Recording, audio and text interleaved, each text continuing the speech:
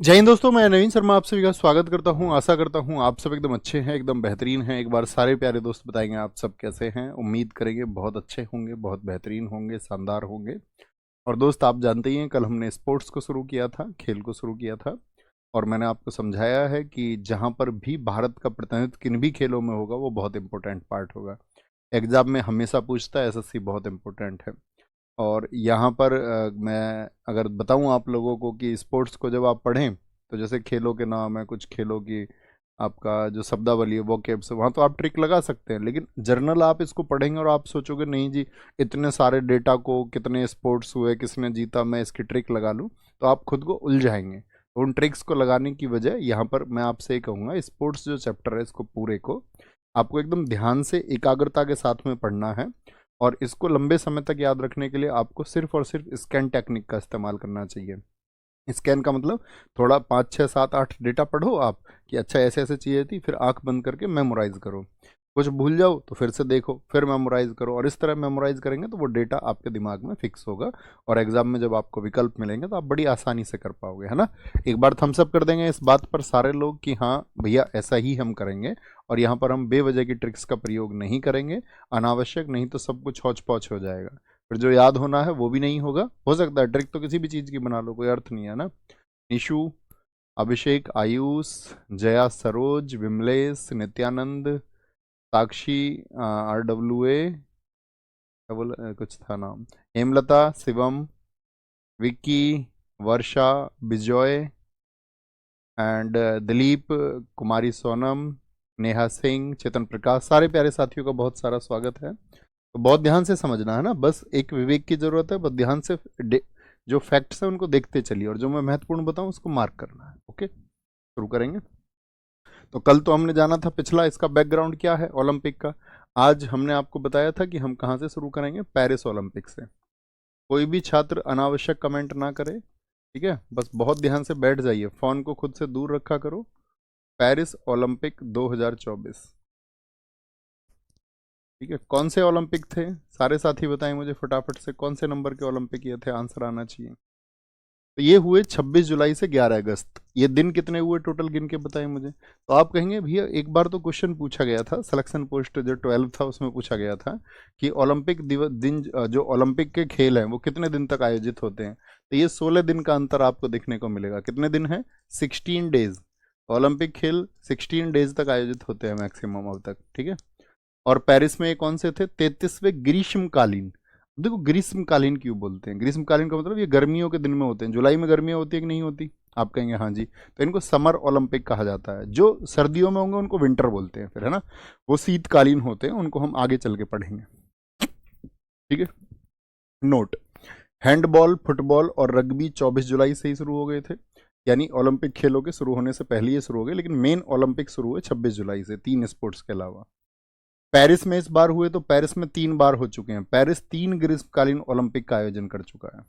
ये बहुत इंपॉर्टेंट रहेगा क्योंकि पेरिस में हुए ना, तो पूछेगा पेरिस ने कौन सी बार, कौन सा टाइम था पेरिस का ये कि उसने ओलंपिक खेलों को हेल्ड किया। तो आप कहेंगे कि उसमें आयोजन जो हुआ तीसरी बार हुआ। पहले तो क्या हुआ, 1896 में कहाँ पर हुए थे ओलंपिक, बोलो। तो आप सब कहेंगे भैया 1896 में एथेंस में हुए थे, 1896 में। तो जो दूसरे ओलंपिक थे, तो 1900 में दूसरे हुए होंगे, यस और नो, आप कहेंगे हाँ जी। तो सेकंड वाले 1924 में आपका साथी। और अब 1924 के 100 साल के बाद में, तो 100 वर्षों के बाद में, जैसे कॉमनवेल्थ होंगे, कॉमनवेल्थ गेम्स जो होंगे 2030 वाले, वो 1930 का रिपीटेशन होगा हैमिल्टन कनाडा का। तो भाई 100 साल हो रहे हैं, तो इसीलिए जिम्मेदारी दी गई पेरिस को कि भाई आप 100वें को बनाइए, ठीक है। और ठीक आंसर दिया राखी, बहुत अच्छा आंसर दिया, ठीक है। पेरिस 3 ग्रीष्मकालीन ओलंपिक कर चुका है और मेजबानी करने वाला ये दूसरा शहर बन गया है। दूसरा शहर मतलब क्या, पहले भी कोई एक शहर रहा है, तो आप कहेंगे हाँ, लंदन भी 3 बार कर चुका है। अब मुझे बताइए कल अमेरिका कितनी बार, मैंने आपको बताया था कि अमेरिका में ओलंपिक कितनी बार हो चुके हैं। लॉस एंजल्स को हटा के बताना, क्योंकि लॉस एंजल्स वाले 2028 में होंगे, वो तो अभी हुए नहीं है। तो आप कहेंगे भैया वहां पर 4 बार हो चुके हैं। तो ये 2 शहर ऐसे हैं, लंदन और पेरिस, यहाँ पर 3 3 बार हो चुके हैं। 3 3 बार हो चुके हैं। क्लियर है बात, क्लियर है बात। इनके वर्ष रटने की बिल्कुल आवश्यकता नहीं है। बस इतना याद रखना, पेरिस में 3 बार हुए हैं। दूसरे ओलंपिक जो है वो भी पेरिस में हुए थे, 1924 के और 2024, ये सिर्फ डेटा याद रखना है। थीम क्या रही? Let's move and celebrate. Theme, game की एक थीम बनाई जाती है हमेशा। आदर्श वाक्य इस बार रहा गेम्स वाइड ओपन। शुभंकर इसका द फ्रीज था। क्या था? फ्रीज। टोपी वाले देखे थे फ्रीज, इस बार ओलंपिक में बहुत चर्चित रहे। शुभंकर भी बहुत पूछा जा सकता है आने वाले एग्जाम्स में।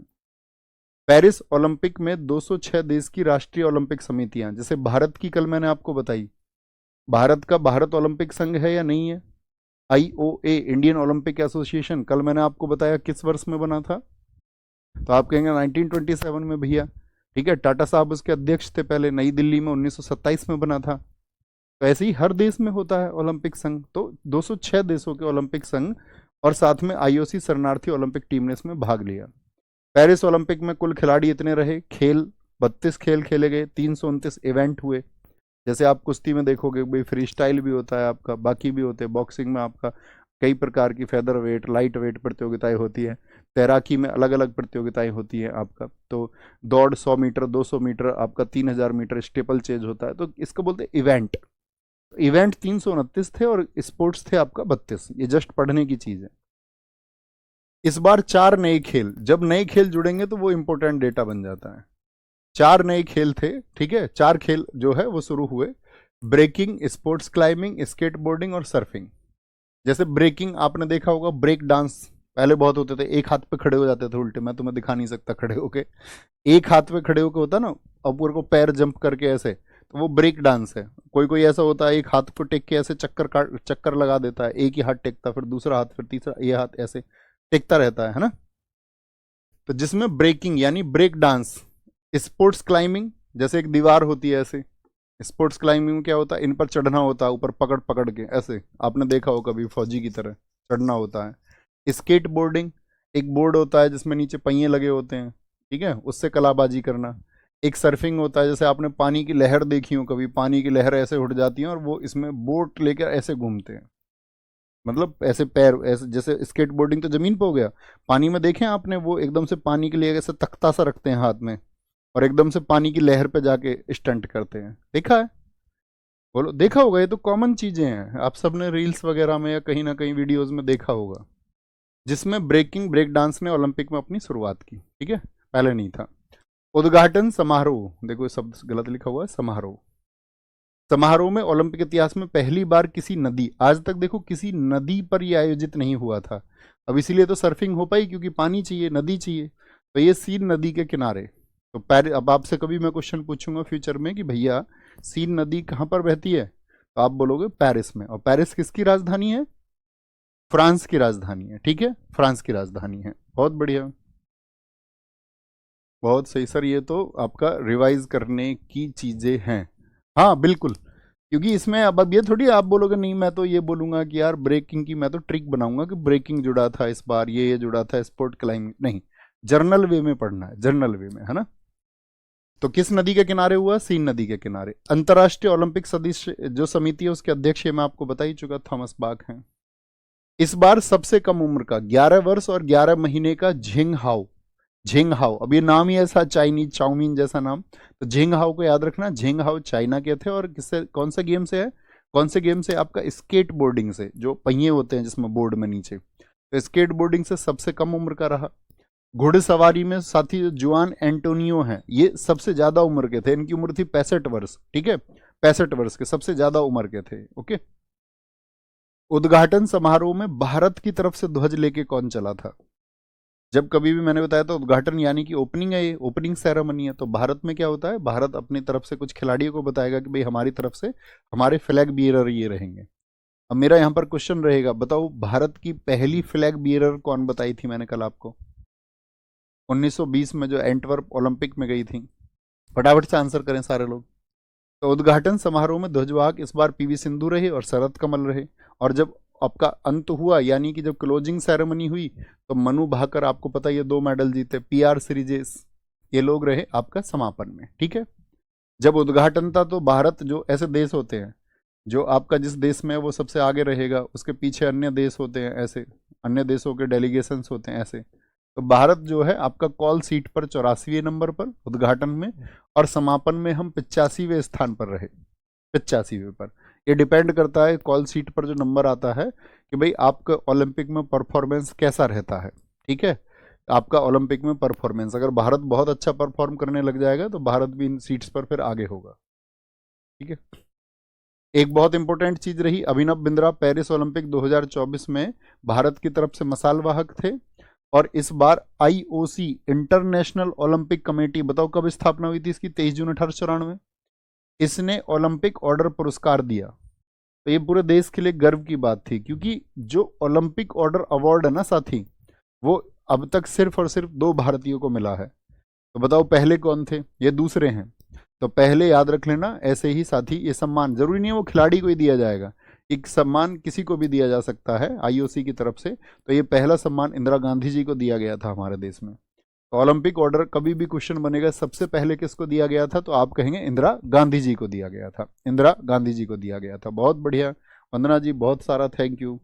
इसी ऊर्जा के साथ आगे बढ़ते रहिए, अच्छे से पढ़ते रहिए। ठीक है, बाकी बातें कम किया करो, मेरी रिक्वेस्ट रहती है आप सब लोगों से हमेशा कि भैया बातें कम, बातें कम, बातें कम। तो सबसे पहले किसको मिला था, इसके पूर्व में भारतीय प्रधानमंत्री इंदिरा गांधी जी को भी यह अवार्ड मिला था। तो कॉमन सी बात हो गई छोटी। अब जैसे इसको मेमोराइज कैसे करेंगे, जो हम पढ़ेंगे तो हम आराम से पढ़ेंगे। आपने बताया भैया कि लगभग 16 दिन, ऐसे मोटी इमेज बनाया करो भैया, 16 दिन के होते हैं, इस बार जुलाई में हुए थे। और आपका कुछ खेल ऐसे थे जैसे हैंडबॉल हो गया, आपका फुटबॉल, रग्बी, ये पहले शुरू हो गए थे 24 तारीख से, और बाकी आपका 26 से शुरू हुए थे, 11 तक चले थे। ठीक है, फिर आप बोलेंगे इस बार 4 गेम रहे थे नए। 4 नए गेम कौन कौन से मैंने आपको बताया, ब्रेक डांस हो गया, स्केट बोर्ड हो गया, आपका सर्फिंग हो गया, सर्फिंग हो गया है ना, ये बताए थे ना, स्केट बोर्डिंग। एक और बताया था वो मुझे याद नहीं आ रहा, तो आप बताओ। अब मैं क्या करूंगा, जब मुझे एक याद नहीं आया तो मैं सोचूंगा, अब सोचने पे भी याद नहीं आया तो फिर मैं आगे खोल के एक बार देखूंगा उसको अपने मतलब पेपर को। फिर मुझे ध्यान आएगा कि यार अब की बार भी जो है एक नाम कौन सा मैं भूल गया था, तो आप कहेंगे इसमें एक नाम आ गया, एक तो ब्रेक डांस था भाई। ठीक है, ब्रेकिंग जिसको हमने कहा था, ब्रेकिंग हो जाएगा एक तो आपका। एक हमने बताया क्या, स्केट बोर्डिंग हो जाएगा। एक आपका भैया फिर आपको याद आएगा स्पोर्ट क्लाइंबिंग, हम भूल गए, स्पोर्ट क्लाइंबिंग ऊपर चढ़ने वाला। तो ये मेमोरी को शार्प करने का सबसे अच्छा तरीका है कि भैया 4 खेल जोड़े गए थे। ठीक है, और कहाँ पर हुआ, पेरिस में, सीन नदी के किनारे हुआ आपका। इंपॉर्टेंट चीज है, भारत की तरफ से ध्वजवाहक कौन रहे, तो आप बोलेंगे भैया पीवी सिंधु थी और शरद कमल थे। समापन में कौन रहे, तो पीआर श्रीजेश थे, और साथ में आपका भारत की इस बार शूटर मनु भाकर थी। ओलंपिक ऑर्डर अवार्ड किसको मिला, तो इस बार मिला आपका किसको, अभिनव बिंद्रा जी को। अब मेरा क्वेश्चन आपसे ये है, मुझे बताओ अभिनव बिंद्रा को जो गोल्ड मेडल मिला था वो कौन से ओलंपिक में मिला था, आंसर आना चाहिए। गगन नारंग इस बार सेफडी मिशन के लिए हो रहे। पेरिस ओलंपिक के लिए भारत का हैशटैग था, वही हमें अगर इंडिया को सपोर्ट करना है तो एक हैशटैग चला था। हैशटैग कहां पर चलता है, बताओ कौन सी सोशल साइट पे चलता है हैशटैग, तो आप कहोगे भैया ट्विटर पे चलता है, कि किसी भी चीज को आपको आवाज उठानी है तो वो ट्विटर पे हैशटैग चलता है। जैसे कोई मुद्दा आपको बताना है, तो ओलंपिक में हम भारत को सपोर्ट कैसे करें, तो चीयर फॉर भारत। भारतीय दल इस बार हमारे 117 खिलाड़ी थे। ठीक है, 117 खिलाड़ी थे हमारे, जिसमें 80 पुरुष थे, 80, 80, एक 80 पुरुष थे। ठीक है, 80 कर लेना भैया इसको, 20 नहीं, 80। और 47 महिलाएं थी। 65 हमने इवेंट्स में भाग लिया, और 65 इवेंट्स वो 16 स्पोर्ट्स के थे। कभी नहीं पूछे जाते इस तरह की चीजें। भैया मेडल मत भूलना कौन कौन लेके आया भारत के लिए, ये इंपॉर्टेंट रहेगा। नीरज चोपड़ा सब जानते हैं, भारत को इस बार गोल्ड मिला था क्या, यस और नो, आप कहेंगे नहीं। जैवलिन थ्रो में, किसमें, भाला फेंक अर्थात जैवलिन थ्रो में किसको आया था, जैवलिन थ्रो में इन्होंने, साथी आपका क्या बोलेंगे, जैवलिन थ्रो में इन्होंने पहले भी जीता था, आप कहेंगे हाँ जी। तो जैवलिन थ्रो में इनको इस बार सिल्वर मिला। और गोल्ड किसको मिल गया था, पाकिस्तान के, नाम बताओ कौन था खिलाड़ी, अरशद को। मनु भाकर ने 2 मेडल जीते थे आपका, कांस्य, और एक किसके साथ जीता था, स्वप्निल, क्या बोलेंगे यहाँ पर, स्वप्निल कुसाले के साथ में, स्वप्निल कुसाले के साथ में नहीं, सॉरी, वो सरबजोत सिंह जी के साथ में, सरबजोत सिंह जी के साथ में जीता था। ठीक है, सरबजोत सिंह जी के साथ में। और आपका मिश्रित इसीलिए बोल रहे हैं इसको, मिक्स्ड कैटेगरी, मिक्स्ड कैटेगरी। यहाँ भी क्या आया था इनका, ब्रॉन्ज आया था, कांस्य आया था। स्वप्निल कुसाले महाराष्ट्र के, ये 50 मीटर में इनको कांस्य मिला। हॉकी टीम ने कांस्य जीता। अमन सहरावत सबसे कम उम्र के खिलाड़ी, तो इस बार नहीं, वैसे भी भारत के जनरली सबसे कम उम्र के ओलंपियन कौन बन गए, बताओ फटाफट से, सबसे कम उम्र के ओलंपियन कौन बन गए, वेरी गुड। सबसे कम उम्र के ओलंपियन, आंसर करेंगे। Very good very good very good very good. हाँ जी, अमन सहरावत। तो भारत के कितने मेडल आए आपका? आप कहेंगे भैया एक तो सिल्वर आया हमारा, और 5 आए हमारे क्या, 5 हमारे ब्रॉन्ज आए। ठीक है, 5 हमें ब्रॉन्ज मिले।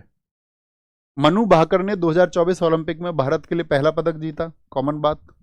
मनु भाकर ओलंपिक निशानेबाजी में पदक जीतने वाली पहली भारतीय महिला बनी। इनसे पहले कोई शूटर नहीं थी, कोई शूटिंग में नहीं थी महिला। ठीक है, महिलाएं तो बहुत थी, जैसे मैंने कल आपको बताया, पहली भारतीय महिला कौन है जिन्हें ओलंपिक में कोई भी मेडल मिला? तो आप कहेंगे भैया आपने बताया तो वेट लिफ्टिंग में भारोत्तोलन में कौन थी? कर्णम मल्लेश्वरी थी।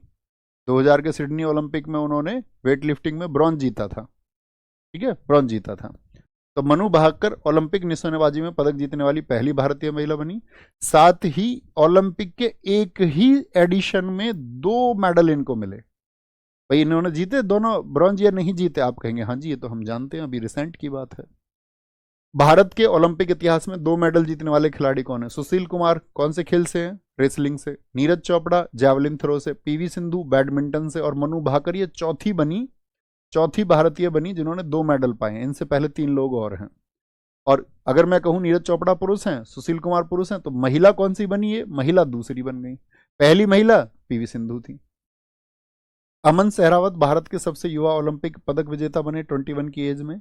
नीरज चोपड़ा ने पेरिस ओलंपिक में जो साथी जैवलिन थ्रो में कितना भाला फेंका था? 89.45। और मुझे बताइए अगर मैं आपसे पूछूं कि इन्होंने टोक्यो ओलंपिक में भाला कितना फेंका था, तो आप कहेंगे 88.58 मीटर भैया भाला इन्होंने वहां पर फेंका था। समझ रहे? कॉमन सी बातें हैं, कोई ऐसी बड़ी बात तो नहीं है ना। बड़े ध्यान से देखना, तो रिकॉर्ड है तो ये पूछा जा सकता है, ऐसी चीजों को मार्क करके रखना है। ठीक है, बाकी चीजों को जर्नल तरीके से पढ़ना है।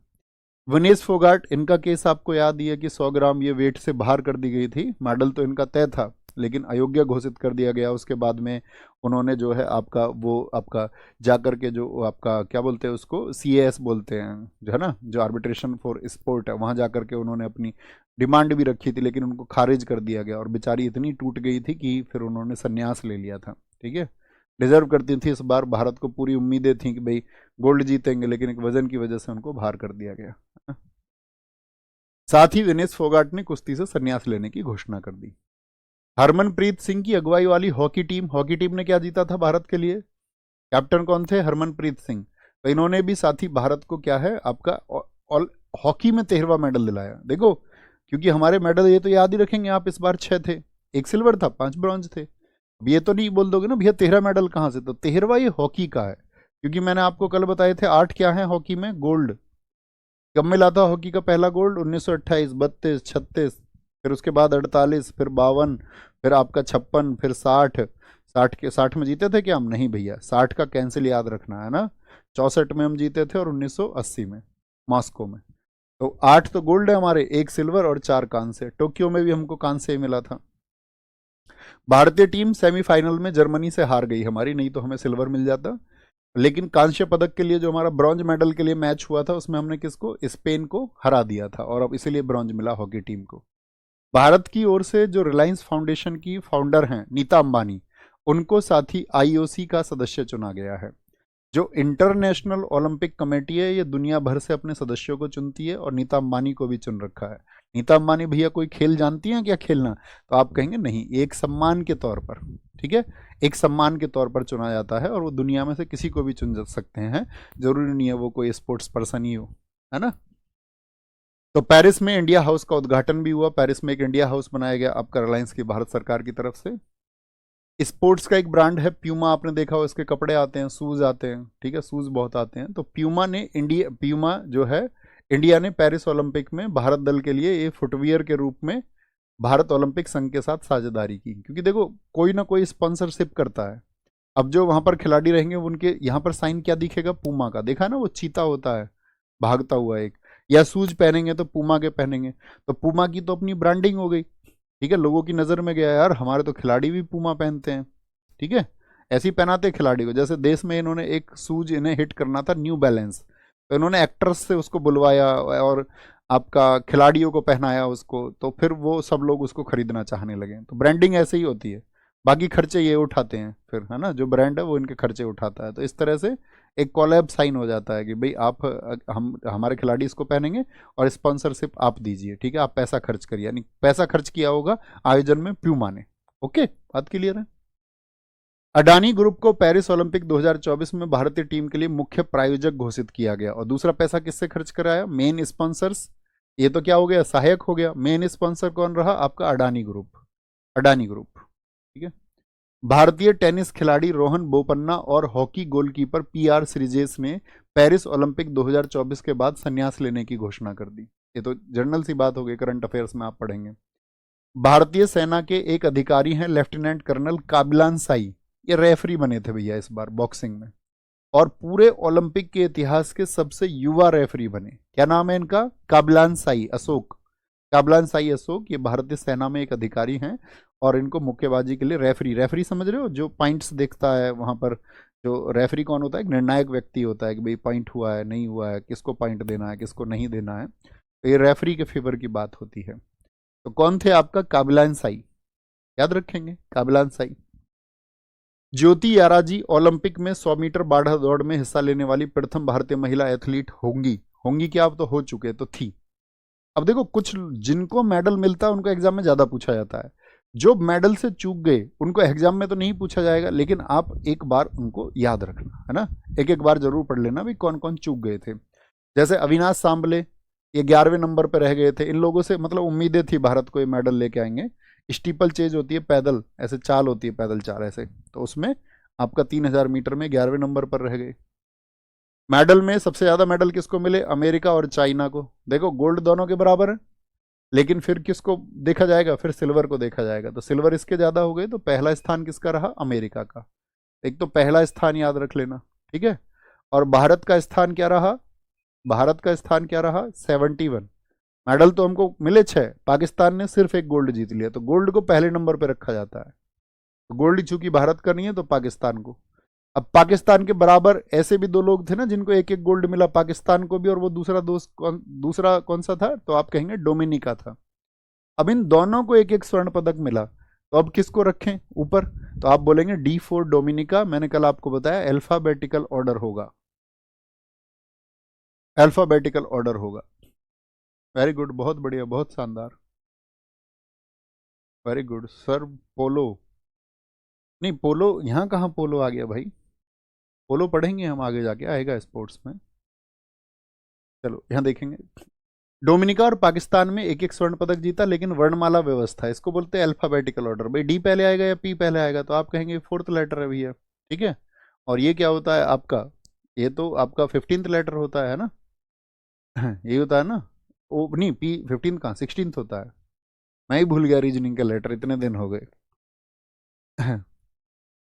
तो क्या बोलेंगे इसको भैया? आपका कौन सा स्थान दे दिया गया? डोमिनिका को 61वां स्थान और पाकिस्तान को 62वां। ये तो कॉमन बात है, एग्जाम में आपसे नहीं पूछा जाएगा, बस समझ के लिए लिखा गया है हमारे द्वारा। चौथे नंबर पर कौन कौन आए थे भारत के जो मेडल से चूक गए? अर्जुन बाबूता थे 10 मीटर एयर फाइनल में। मनु भाकर, देखो मनु भाकर जीती किस में है? तो आप कहोगे 10 मीटर में, लेकिन मनु भाकर को देश की सबसे ज्यादा उम्मीदें थी, क्योंकि उनका बेस्ट प्ले जो है ना वो 25 मीटर में। तो कभी कभी तो ऐसा होता है जिस फील्ड में हम बहुत अच्छे होते हैं उसमें बहुत अच्छा परफॉर्म भी नहीं कर पाते, जरूरी नहीं है। मेडल आ गया 10 मीटर में, उम्मीदें थी यहाँ पर सबसे ज्यादा, प्रबल दावेदार थी इसकी, लेकिन यहाँ पर नहीं जीत पाई, दुर्भाग्य रहा देश का। मीराबाई चानू पिछली बार की आपका ओलंपियन मेडलिस्ट थी, इस बार चौथे नंबर पर रह गई। अंकिता भगत और धीरज भुम्मादेव, ये साथी आपका क्या बोलेंगे, ये भी चौथे पर रह गए। लक्ष्य सेन साथी, ये भी आपका जो है चौथे पर रह गए, इनसे भी बैडमिंटन में बहुत उम्मीदें थी। लक्ष्य सेन के बारे में लिखा हुआ है, ठीक है, लेकिन सेमीफाइनल में पहुंचने वाले पहले भारतीय बने हैं ये। अब तक कोई सेमीफाइनल में भी नहीं पहुंचा भारतीय इसमें आपका लक्ष्य सेन बैडमिंटन से है। शूटिंग में साथी माहेश्वरी चौहान और अनंतजीत सिंह थे जो शूटिंग में थे। याद रख लेना इनको, ये चौथे स्थान के हैं, और ऐसा जरूरी भी नहीं है कि भैया ना याद करें हम, एग्जाम में नहीं पूछा जाएगा, है ना। लेकिन ये चर्चित नाम है क्योंकि इनके एफर्ट्स थे, तो हमको इनको कम से कम एक बार याद रखना चाहिए। ओके, याद करेंगे बहुत बढ़िया। अभिषेक मावी, भैया ये आसान है, हम इनको पढ़ लेंगे, अच्छी बात है। नहीं, इसमें से बहुत सारी चीज़ें तो आप करंट अफेयर्स में पढ़ चुके होंगे रिसेंट में। दिक्कत उन बच्चों को आती है कि जिन्होंने मान के चलो करंट अफेयर्स नहीं पढ़ते हैं अभी, और अभी 12th किया था, कुछ दिन बाद ही तैयारी शुरू कर दी। लेकिन याद रखना ना, 12th वाले जो रिसेंट के बच्चे होते हैं उनकी मेमोरी शार्प होती है, क्योंकि अभी तक वो अपना स्कूल में होमवर्क बना रहे होते हैं, बड़े बड़े नोट्स बन रहे होते हैं, निबंध लिख रहे होते हैं, वो विस्तृत उत्तरीय प्रश्न जो लॉन्ग आंसर्स होते हैं उनको लिख रहे होते हैं, तो उनकी प्रैक्टिस और मेमोरी ज़्यादा होती है।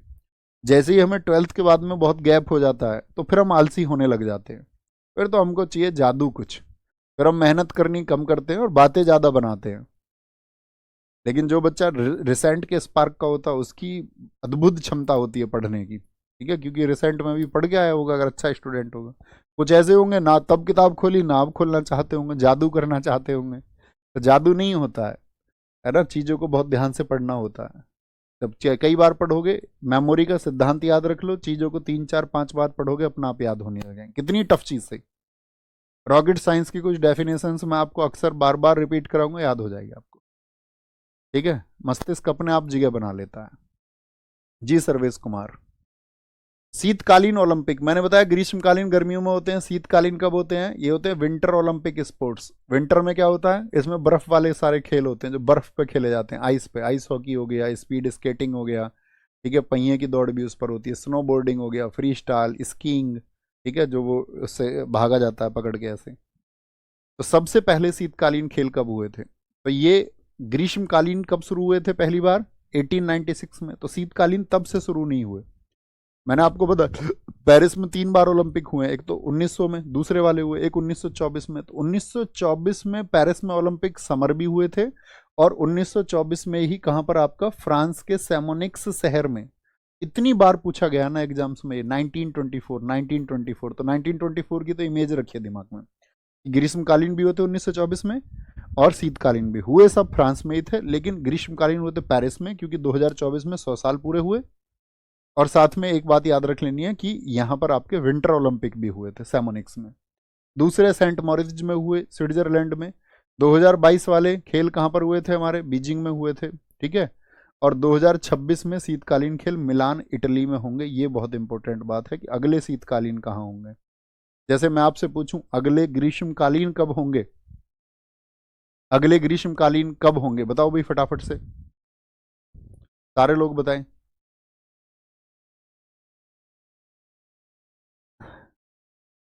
नसीम भाई एकदम ठीक है, वेरी गुड, बहुत बढ़िया। तो क्या बोलेंगे भैया, वो होंगे हमारे 2028 लॉस एंजल्स में, ओके। भारत ने जो पार्टिसिपेट किया है 1964 से किया है शीतकालीन खेलों में, शीतकालीन खेलों में। अब एक आएंगे पैरालंपिक गेम्स। पैरालंपिक गेम्स मुझे बताओ किन के लिए हैं। पैरालंपिक जो पैरा एथलीट्स हैं, मतलब भाई जिनके शरीर में कोई अक्षमता है, जिनको हम दिव्यांग कहते हैं, विकलांग कहते हैं, मान के चलो बॉडी में कहीं ना कहीं कोई विकार है, ठीक है, बॉडी में कुछ ना कुछ आपका विकार हो गया है, तो उस वैसे खिलाड़ियों को बोलते हैं कि भाई उनको भी तो मौका मिलना चाहिए स्पोर्ट्स में, या नहीं मिलना चाहिए। या उनसे कह दिया कि भैया आपको विकलांगता या दिव्यांगता है तो आप नहीं खेलेंगे, तो आप कहेंगे हैंडीकैप्ड लोगों को भी मौका मिलता है कि भाई वो भी अपनी प्रतिभा को अपने जैसे लोगों में सिद्ध करके दिखाएं, तो उनको पैरालंपिक गेम्स बोलते हैं। तो पैरालंपिक गेम्स विकलांग एथलीटों और सामाजिक परिवर्तन के लिए सबसे बड़ा अंतर्राष्ट्रीय आयोजन है। सामाजिक परिवर्तन क्यों, क्योंकि इनको भी आगे बढ़ने का, ऐसा ना हो कि समझे कि समाज में हम तो जो है पिछड़ेपन का शिकार हैं। विशाल जी बहुत सारा प्यार मेरे साथी। और एक ही मेजबान शहर में प्रत्येक ओलंपिक खेलों के तुरंत बाद होता है। जैसे पेरिस में क्या हुए, पेरिस में क्या हुए थे आपका 2024 में, ओलंपिक हुए या नहीं हुए, आप कहेंगे जी भैया ओलंपिक हुए। तो पैरालंपिक भी कहां पर होंगे, तो पैरालंपिक भी आपका साथी पेरिस में समर तो हो ही गए, यानी कि आपका समर तो होंगे ही, ग्रीष्मकालीन भी, और साथ में आपका पैरालंपिक भी यहीं पर होंगे, पैरालंपिक भी, ठीक है, सेम पैरालंपिक भी यहां पर होंगे। ये आपको बात याद रखनी है। यानी कि जैसे मैं आपसे पूछूं कि मैं जर्नल से क्वेश्चन पूछता हूं 2016 में पैरालंपिक खेल कहां पर आयोजित हुए होंगे, तो जहां पर 2016 में ओलंपिक आयोजित हुए होंगे, 2016 में, तो 2016 में ओलंपिक कहां पर आयोजित हुए होंगे, तो आप कहेंगे रियो डी जेनेरियो में। तो सेम सेम आपका प्लेस पर होता है, पर पहले क्या होंगे, पहले ओलंपिक होंगे और उसके बाद में प्यारे साथी फिर आपका पैरालंपिक होंगे, ठीक है। पैरालंपिक गेम होते हैं, कितने वर्ष के अंतर पर होते होंगे फिर ये भी, तो 4 वर्ष के अंतर पर होंगे। जैसे ओलंपिक के लिए है इंटरनेशनल ओलंपिक कमेटी, इसी तरह पैरालंपिक के लिए अंतर्राष्ट्रीय पैरालंपिक कमेटी है। इसको बोलते हैं इंटरनेशनल पैरालंपिक कमेटी आईपीसी, इसकी स्थापना 1989 में हुई और ये जर्मनी के साथ ही आपका कहां पर, डुसेल्डॉर्फ नगर में हुई थी, जिसका हेडक्वार्टर है बॉन जर्मनी में। जैसे कल आईओसी का हेडक्वार्टर मैंने आपको बताया, कहां पर बताया था, लुसाने में है, स्विट्जरलैंड में। भारतीय ओलंपिक संघ का नई दिल्ली में है। ऐसे ही पैरालंपिक के लिए जो है उसका हेडक्वार्टर बॉन जर्मनी में है, ठीक है, बॉन जर्मनी। वर्तमान में इसके अध्यक्ष कौन है, एंड्रयू पार्सन्स, ये सब नहीं पूछे जाएंगे। उपाध्यक्ष द्वान काले हैं। ऐसे ही राष्ट्रीय पैरालंपिक समिति, इसको बोलते हैं पीसीआई, यानी कि पैरालंपिक कमेटी ऑफ इंडिया, ठीक है, या नेशनल पैरालंपिक कमेटी भी इसको बोल सकते हैं आप, एनपीसी। ये इंपॉर्टेंट बात रहेगी। ये बनी थी 1992 में और भारतीय शारीरिक विकलांग खेल महासंघ बनाया गया था एक, कि भाई विकलांग लोगों को चिन्हित करो और उनको भी आगे बढ़ाया जाए, ठीक है, उनके भी आगे बढ़ने का काम हो। अब पैरालंपिक में भारत की क्या परफॉर्मेंस रही है, इस सबको हम जानेंगे। मेरे हिसाब से हमारी छोटी छोटी कक्षाएं हम करते चलेंगे और बस आप सारे लोगों को ये धैर्य रखना है हमेशा कि भैया ये स्टैटिक जीके है, इसको हमको चीज़ों को रिपीट ज़्यादा करना है, रिवाइज बहुत बार करना है। तो बस मैं अच्छे स्टूडेंट से तो हमेशा ये उम्मीद करता रहूँगा, क्योंकि इसमें अब ऐसा कुछ नहीं है, जो सिखाने वाली बात है वो मैं आपको बता ही देता हूँ कि ये जानने वाली बात है। बाकी आप इनकी प्लीज ट्रिक्स मत बताना कि मैं तो भैया आईपीसी का अध्यक्ष को ट्रिक से याद करूँगा, उपाध्यक्ष को भी, तो कुछ याद नहीं कर पाओगे फिर। तो जर्नल वे में एक बार पढ़ लीजिए, मैं जो आपको महत्वपूर्ण चीज़ें बता रहा हूँ कि ये चीज़ें इसमें महत्वपूर्ण हैं, तो उन चीज़ों को बार बार रिवाइज करना है, ठीक है। आपकी कोई अन्य बात हो तो आप मुझे बता सकते हैं और लिख सकते हैं उसको कि भाई ये बात है हमारी तरफ से, ठीक है। बाकी एक बार ये ज़रूर बताएं आप सबकी पढ़ाई कैसी चल रही है, क्योंकि दोस्त जब एग्ज़ाम डिले होता है ना, तो देखो मैंने आपको पहले भी बताया, बहुत सारे स्टूडेंट्स तो ऐसे होंगे जो एग्ज़ाम से पहले जागेंगे। आप इसीलिए विशेष हो क्योंकि आप पहले जाग चुके हो। जब वो अपनी तैयारी करेंगे तो आप देखोगे आप उतने टाइम में, क्योंकि शुरुआत की तैयारी में समय लगता है, यहाँ पर तो ऐसा होता है यार मन नहीं कर रहा, ये तो बड़ा बोरिंग सा टॉपिक है, इसको क्यों ही पढ़ूँ, इसको छोड़ देता हूँ। लेकिन आपके पास अभी समय है, अगर आप चीज़ों को पढ़ भी लेंगे तो जब आप रिवाइज करोगे ना, तो आप देखोगे इतनी देर में कोई शुरुआत करेगा ना नई एनर्जी के साथ, आप चीज़ों को 3 बार रिवाइज कर लोगे, 2 बार रिवाइज कर लोगे कम से कम उतने ही समय में।